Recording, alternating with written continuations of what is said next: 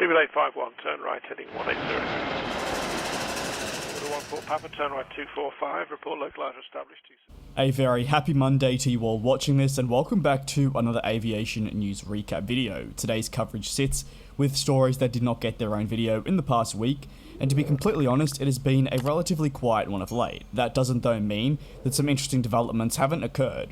Focus centres around an attempted hijacking, 737 MAX delays, 787 news, and more. So buckle in and stay tuned, but we'll begin today with the very attempted hijacking that took place only in recent days on board a Delta Boeing 737-900ER, registered as N830DN. It saw a passenger allegedly attempt to hijack the aircraft.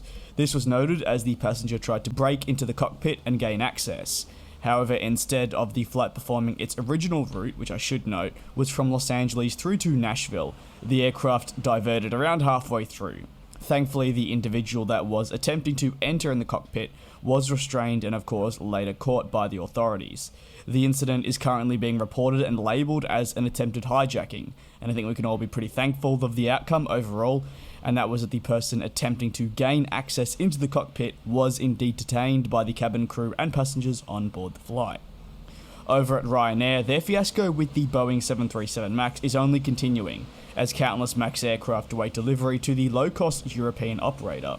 Aircraft that were meant to arrive for the summer season that would have aided them in their overall recovery, but are rather sat in America waiting.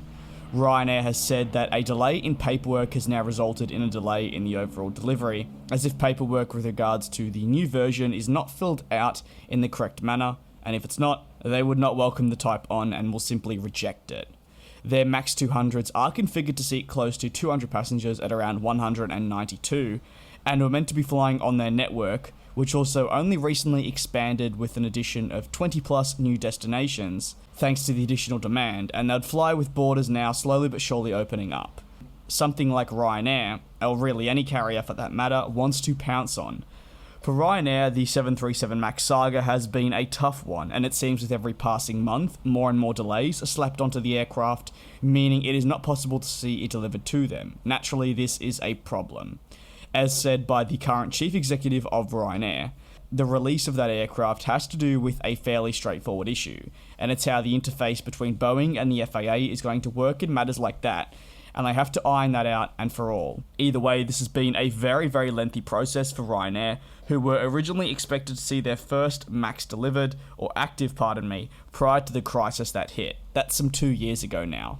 In what was some requested news to cover, and more I guess you could say entertaining but also rather sad given the current state of the industry, it comes from Emirates, who flew just a total of, well, one passenger towards the back end of May on their Mumbai to Dubai route with the 777.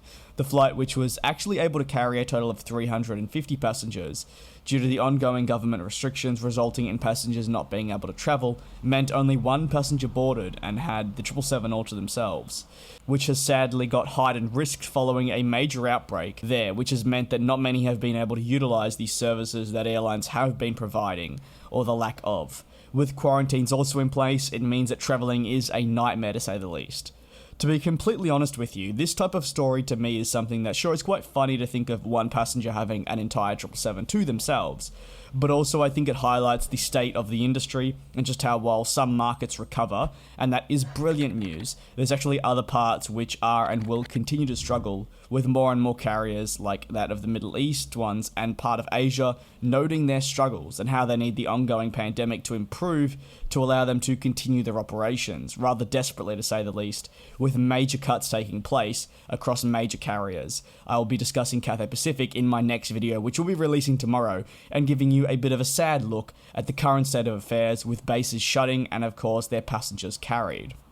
Final coverage for this video though sits with the Boeing 787, which is seeing some recent encouraging news from the CEO of Boeing, who has noted that they fully expect the 787 to eventually get back to a proper production schedule, which would see their pre-pandemic levels of 14 aircraft per month produced for customers return.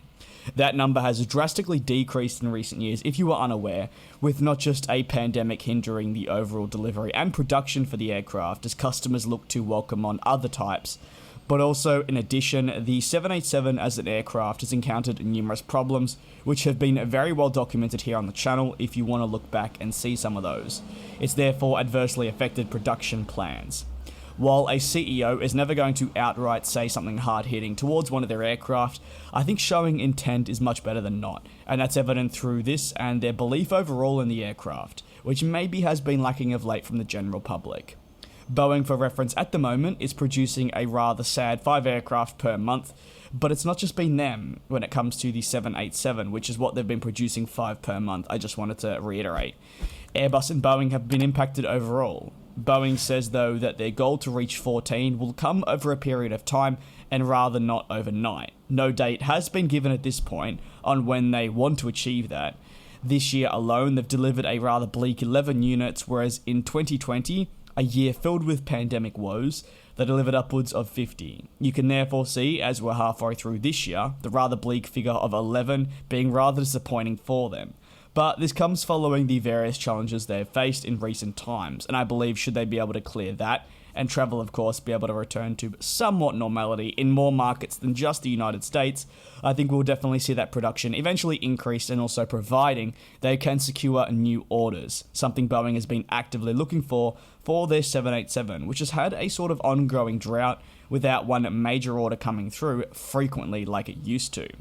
If you have any thoughts on any of the topics discussed in today's aviation news recap, feel free to leave it in the comment section below. But until the next video, which will be going live tomorrow at the exact same time, please take care and be safe.